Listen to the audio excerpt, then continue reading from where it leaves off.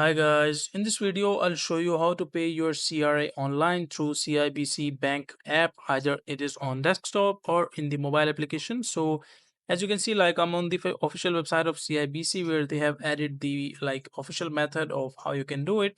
So just make sure to follow the step-by-step process and how to add a pay. Like first of all, select bill payments, and once you select bill payments, select add pay and make sure to add the CRA as your pay.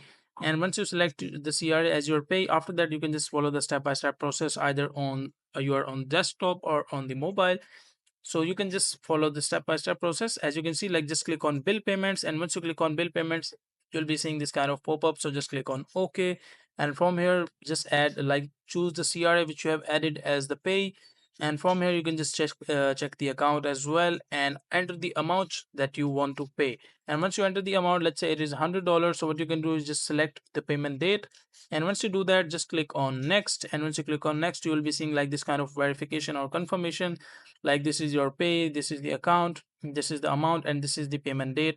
And once you see this pop-up, just click on pay bills.